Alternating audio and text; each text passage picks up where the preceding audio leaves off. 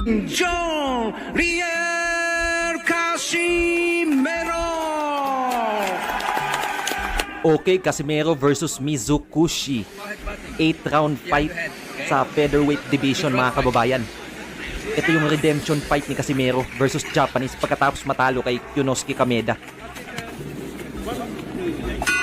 Okay, first round tayo, mga kababayan.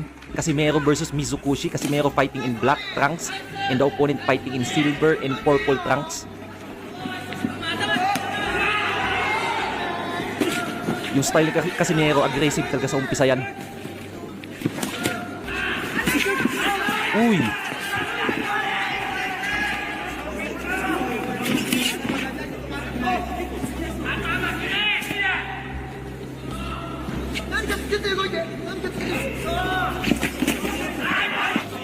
Okay, Casimero is inching. Bulbuelo lang, naghahanap lang ng tiyempo.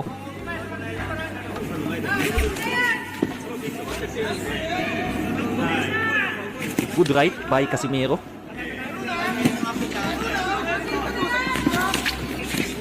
Titignan mo, mas malaki ng konti si Mizukushi.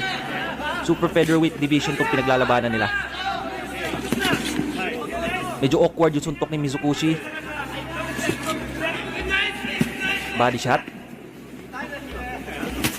Good left.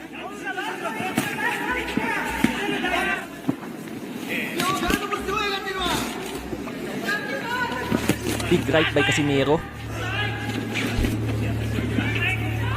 Uy, sabayan. Aba. Nag-iinit yung Mizukushi, ha. Gusto nyo kumain na suntok.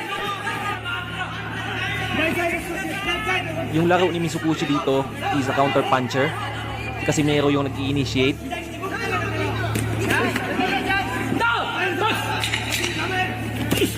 Good counter by Casimero. Big right.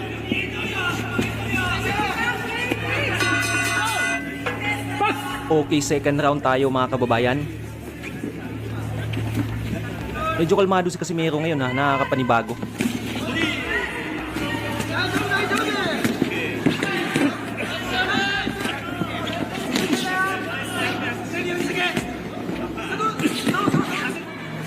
Good body shot by Casimero. Tumuyo ko lang yung Mizukushi.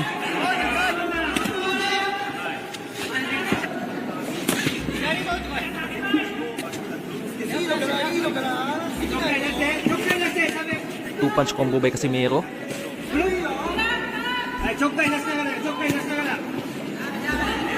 So, nakikita natin strategy ni Mizukushi dito. Papaabutin niya ng later rounds to, hoping na mag-deteriorate si Casimero. Out niya yung distance ni Casimero tsaka yung combination.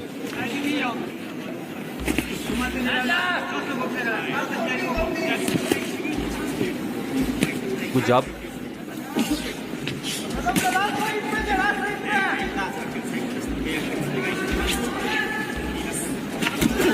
Good counter by Mizukushi. Naging confident na. Good right.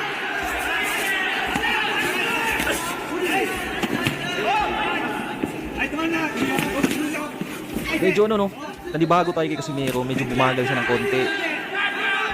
Iba na iba yung prime dati na Casimero. Ngayon parang mas naging 1-2-1-2 na lang yung suntok niya, tas hindi na ganun kabilis, di ba?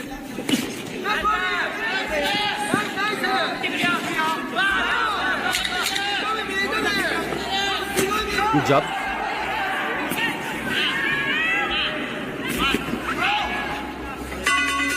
Uy! Third round tayo, mga kababayan. Nakakamoy ng dugo si Casimero. Basag na yung ilong ni Mizukushi. Mas naging confident na siya. Diba? Mas piniflick na niya yung jab niya. Good uppercut. Nakto. Ito na yun.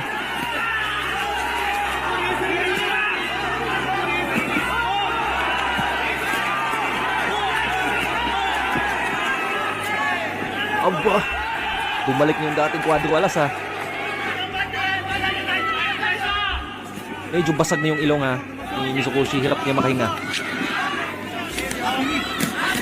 Good exchange. Nagka-headbutt.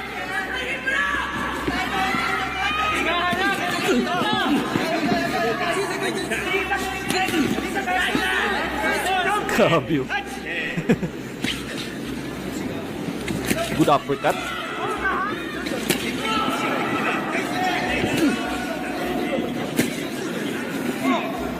Take it easy lang siya. Good right by Casimero. Kasi alam niyang lugi sa kanya to when it comes to sa offensive arsenal. Mas lamang yung Casimero. Ay, kawawa si Brad, Marlo. Kawawa si Marlo. Naging ano na? Hindi, ano pala, si Thunderford kawawa. Naging si Marlo na ulit.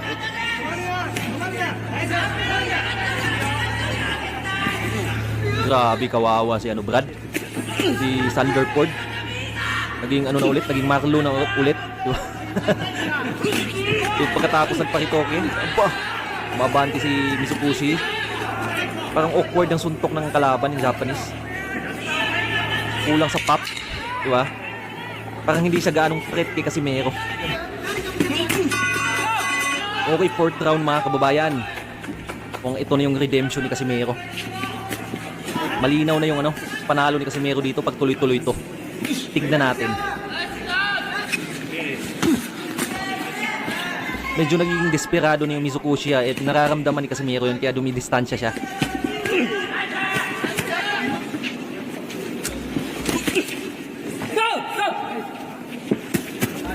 Good 3-punch combination by Casimero. Tignan talaga ng kamay nito. Ito yung nagsabi na ina-knockout niya daw si Casimero, Brad. Magagawa niya ba yan? Tingnan yung mukha niya. Ganun pa yung mga fake, no? Nakakatakot kasi mag-fake si Casimero kasi malakas yung suntok. Diba? Pa.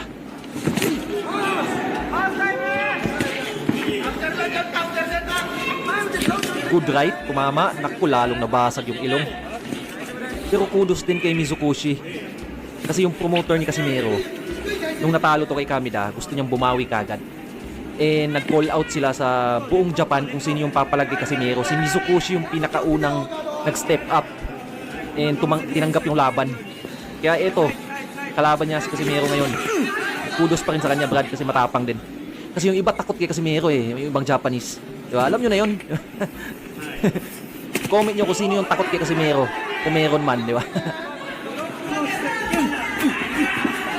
Wala talaga, kulang sa arsenal si Mizukushi para irespeto ni Casimero. Kulang din siya sa lakas. Di ba?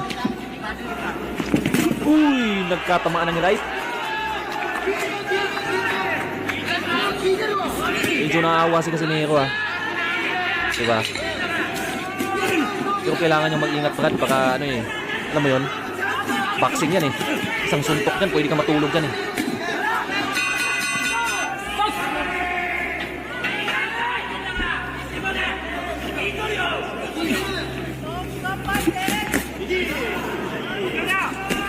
Okay, 5th round na to mga kababayan. Bumabanat na si Casimero, gusto niyang tapusin. Uy, bumagsak bigla. Dulas lang, nadulas. Binubuhos yung tubig dyan Pinaliliguan si Casimero dyan kaya basa-basa yan dyan.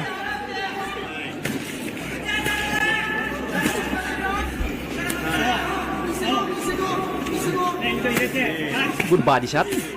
Nako, bagsak, Brad. Grabe yung lakas ng Casimero. Kawawa yung Japanese. Pinigil niya. Siya mismo yung nagpatigil o nagkamali ng senyas.